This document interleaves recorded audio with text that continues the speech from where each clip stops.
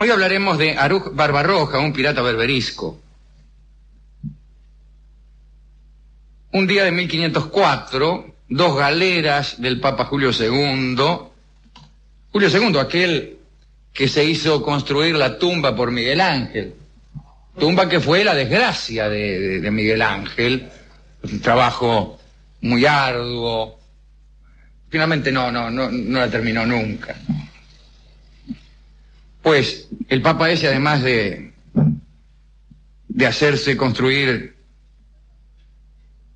la tumba, Chencho, por Miguel Ángel, tenía galeras, dos de las cuales realizaban una travesía entre Génova y Civitavecchia, que es el puerto que corresponde a Roma, un puertito cercano a Roma.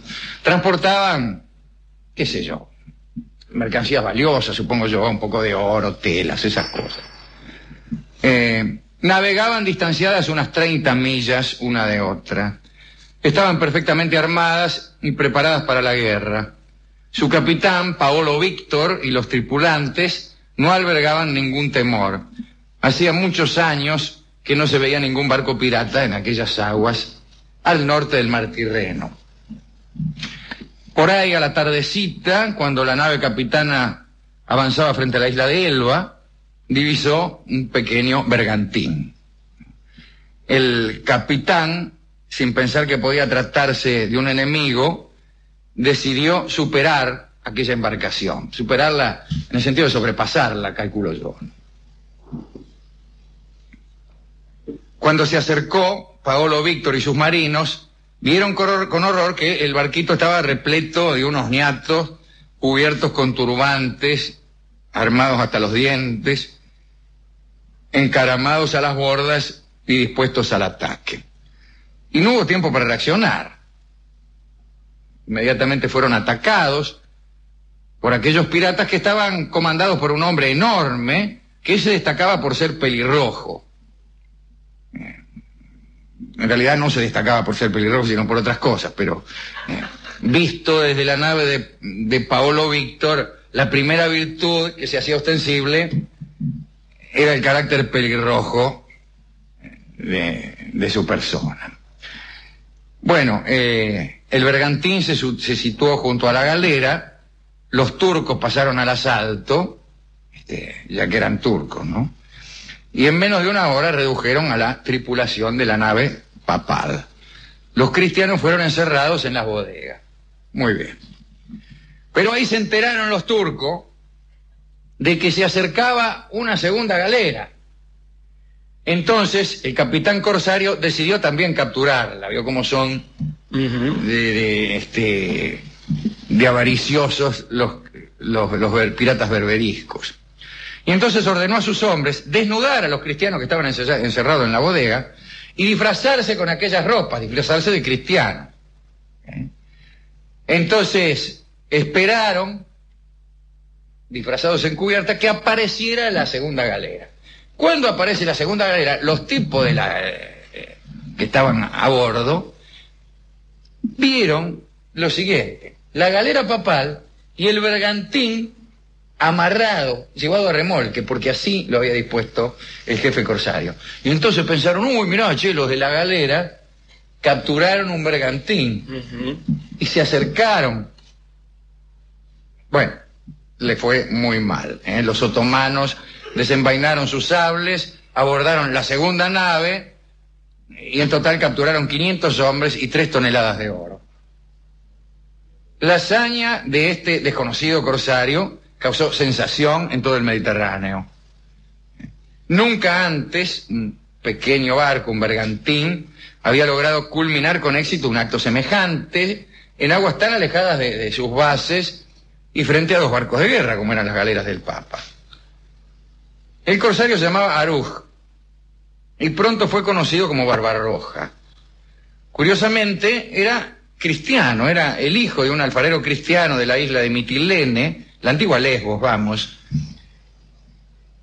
Parece que a los 20 años se había embarcado en un corsario turco para escapar de la isla, luego renegó de su religión y se hizo musulmán. Durante algunos años navegó con los piratas hasta que cayó prisionero de piratas rodios de la isla de Rodas. Los piratas rodios son siempre de la isla de Rodas. Permaneció 2 años, parece, prisionero de los rodios, atado al remo de aquella nave, y un día se escapó, se cortó el talón con un cuchillo, se soltó el grillete que le atrapaba el pie y rajó. Años más tarde apareció en Estambul, donde sobrevivió trabajando en el puerto hasta que encontró su oportunidad de volver a navegar. Ante la llamada del sultán para combatir la piratería cristiana, 2 mercaderes de la ciudad decidieron armar 2 naves y enviarlas en corso. Se presentaron varios voluntarios y se eligió a Arush para que estuviera al mando a cambio de una participación en los botines que obtuviera. Arush aceptó y reclutó a la tripulación entre algunos maringotes que conocía. Un rato después de zarpar de Estambul, convenció a la tripulación para que desertara con él, y así fue. Y los mercaderes jamás volvieron a ver su nave y se agarraron, los secuaces de Aruj tomaron la nave para sí. Y ya vamos a ver con qué fines. Al pasar por la isla de Mitilene, de donde, según hemos dicho, provenía, Aruj embarcó a sus 2 hermanos, Heiredin e Isaac. Los hizo renegar de la fe cristiana también, se convirtieron en sus mejores secuaces. Era el verano de 1504, unas semanas antes de hacerse a la mar y lograr la captura de las antedichas galeras pontificias. En los años que siguieron, los corsarios de Barbarroja hicieron verdaderos desastres. Paraban en La Goleta, que era un puerto de Túnez, y atraídos por la fama de Aruj, muchos aventureros sin trabajo se llegaban hasta allí y trataban de unirse a él. Así que pronto la costa de Túnez se convirtió en un nido de malandras que llegaban de todas partes. Y orgulloso, Barbarroja ya no quiso ser un capitán pirata. Como algunos otros en la historia, concibió la idea de hacerse jefe de un estado pirata. Pronto todas las costas de España, de Francia, Italia y las grandes islas del Mediterráneo sufrieron sus ataques. Las embarcaciones preferidas por Barbarroja, no para atracar, sino para utilizar el mismo, eran la fusta y el bergantín. La fusta era una embarcación pequeña de unos 20 metros, con una dotación inferior a 100 hombres. Era muy buena para los ataques súbitos y la huida veloz, y el bergantín todavía era más chico, ¿no? Para tener aquellas embarcaciones, los corsarios berberiscos jamás hundían los barcos que atacaban, sino que se los quedaban. Ellos solían parar en regiones costeras del norte de África, allí no crecían más que palmeras y olivos, y no era una madera aquella que no servía para hacer barcos, ¿no? Por eso dependían de sus capturas para poder reproducir sus flotas. En general se llevaban los barcos capturados, los desarmaban y después los volvían a armar a su gusto. En cuanto a los tripulantes derrotados, a la mayoría los usaban como remeros, si es que el barco tenía remos, ¿no? Si no, ¿para qué lo van a usar?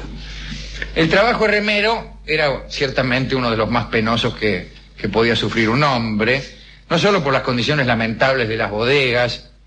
El lugar que ocupaban era el blanco inmediato de la artillería enemiga en caso de combate. Los cristianos también utilizaban a los cautivos como remeros. La abundancia de capturas y el escaso precio que los cautivos tenían en los mercados explica por qué prevaleció la navegación a remo durante todo el siglo XVI, pese a que los avances de la vela en el Atlántico ya habían demostrado el carácter casi superfluo del remo. Pero bueno, eran tan baratos los remeros y tan frecuentes las capturas que ya que estamos acá, pónganse a remar. Pues bien, el rey Fernando el Católico, nuestro amigo, estaba muy preocupado por los ataques de Barbarroja y decidió atacarlo. En 1510 amenazó Túnez. Y el rey del lugar, asustado, le regaló a Barbarroja una pequeña isla llamada Yerba, creo que ahora se llama Yarba, que ahí vicina al Golfo de Gabes. La verdad es que el rey de Túnez quería alejar a los piratas de su reino para que no vinieran los españoles a hacer lío ahí, ¿no? Quería tener la reyerta lo más lejos posible. Barbarroja aceptó el regalo de la isla de Yerba y se convirtió en dueño de aquel lugar, y allí es donde intentó forjar un estado pirata.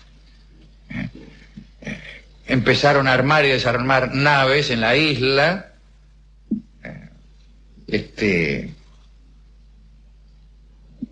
construyó un palacio, utilizó el palacio para descansar entre saqueo y saqueo, y además le pidió al rey de Túnez que, para complementar su obsequio, le enviara 50 muchachas para conformar su harén, ya que un musulmán poderoso no podía pasarse sin un serrallo adecuado. Pero no pudo disfrutar este harén porque antes de la llegada de las mujeres, Barbarroja atacó Bujía, un lugar de asentamiento español, y resulta ser que en el ataque lo derrotaron, perdió allí el brazo izquierdo, y en ausencia de la isla de Yerba, los españoles aprovecharon para apoderarse de aquel asentamiento. Así que nunca pudo disfrutar de aquellas 50 muchachas, de cuya suerte el cronista no da mayores datos. Es decir, ¿qué pasó? ¿Llegaron y ya estaban los españoles? ¿Se enteraron que habían llegado allí los españoles y pegaron la vuelta? Yo qué sé. Esas son preguntas que se hará usted, Rolón, que seguramente siempre pregunta por los detalles anexos de las historias. El caso es que Barbarroja quiso vengarse de tanta desgracia, de la pérdida del harén y del brazo izquierdo, y de la isla, ¿no? Y entonces, al mando de 7 bergantines, decidió tomar nada menos que Argel. El sol estallaba en Argel. Desde 1510 los españoles dominaban el puerto desde la isla del Peñón, en la que habían construido un fortín. Y el jeque de Argel debía rendir tributo a Fernando el Católico. Cuando Fernando murió en 1516, el jeque Selim Ben Tumi, ¿cómo me gusta el nombre Selim, ¿no? Selim Hassan, no quiso seguir pagando. Se murió Fernando el Católico y el jeque le dijo, mira, yo no pago más. E incluso llamó a Barbarroja para que lo ayudara a no pagar. Los hombres de Barbarroja se instalaron en las afueras de la ciudad y más tarde lo hicieron redondamente en el palacio que Selim Ben Tumi tenía en Argel. A la primera oportunidad lo asesinaron a Selim Hassan, y a su esposa Yuca. Después de la muerte de Selim, se autoproclamó Barbarroja rey de Argel. ¿Entiende? El tipo, Selim Ben Tumi lo llamó, y este lo mató y lo sucedió. Rápidamente comenzó a artillar la fortaleza de Argel, ordenó incluso acuñar moneda con su efigie, pero su autoridad no era aceptada de muy buen grado por los personajes más influyentes de la ciudad, quienes se apresuraron a tramar un complot para matarlo. Pero Barbarroja fue informado, y un viernes, este detalle le interesa seguramente a usted, sí, cuando los notables de la ciudad estaban reunidos rezando en la mezquita, hizo cerrar las puertas de la mezquita, ¿no? Y los mandó degollar a todos. Y después ya nadie lo cuestionó, particularmente porque los degollados no cuestionan. La conquista de Argel significó el comienzo del breve apogeo de Aruj Barbarroja. Se había convertido en un soberano independiente, era rico, poderoso, tenía un puerto, una flota, un ejército potente. Argel se convirtió pronto en un gran bastión corsario, musulmán. A los españoles que custodiaban el fortín los sitió, ¿se acuerda que habíamos dicho que tenían un fortín frente a Argel? Los sitió y los hizo morir de hambre. En 1517, Barbarroja dejó a su hermano Heiredín al frente de la ciudad y marchó con 1500 hombres contra Tenes y Tremesén, otros reinos tributarios de la corona española. Tremesén es al oeste de Argel, Tilincén le llaman algunos también a este lugar, ¿no? Bueno, y conquistó los dos lugares, expulsó a los españoles, empezó a controlar un territorio enorme, su ejército crecía, y pasado un tiempo empezó a pensar en atacar España directamente. Y entonces el nuevo rey, Carlos I de España, Carlos V de Alemania, convocó a 10.000 soldados y los instruyó durante varios meses para que acabaran con Barbarroja. En 1518 los españoles sitiaron la ciudad, comenzaron el asalto. Era mucho para el pirata, que no pensó nunca que el rey de España hiciera una inversión tan grande, ¿no? Encerrado en la fortaleza, decidió escapar a través de un boquete hecho en un muro en el lado opuesto al del asedio, aunque un buen asedio no tiene un lado solo. Les diré. Pero está bien, no era un sitio, era un asedio. Pero bien, con Barbarroja salieron sus mejores hombres por el agujero, quiero decir, ¿no? Se dirigieron hacia el nordeste, confiando en ganar la costa, en reorganizarse, pero los españoles los persiguieron. Cuando Barbarroja vio que lo perseguían, recurrió al siguiente ardid, que es muy propio del dibujo animado. Empezó a arrojar toda clase de riquezas para que los españoles se detuvieran a juntarlas. Pero ¿qué se puede tardar en juntar un collar? Uno no está una hora juntando piedras preciosas, las levanta al suelo y sigue corriendo. Además eran miles los españoles, y fueron capaces de tomar lo que se les dejaba y de proseguir con la búsqueda. Finalmente, exhaustos, Barbarroja y sus hombres se refugiaron en un corral. Intentaron defenderse, lo mataron con picas. Le agujerearon la cabeza, ¿no? Terminado el combate, los españoles volvieron a Tremesén, portando la cabeza de Barbarroja. Los hombres abandonaron la resistencia y allí terminaron las conquistas y las aventuras de Aruj Barbarroja. Carlos V estaba contento, pero todavía le faltaba algo. En Argel, Kheireddin, el hermano Barbarroja, todavía dominaba la ciudad, pero esa es otra historia, que ya contaremos otra vez. Esta era la historia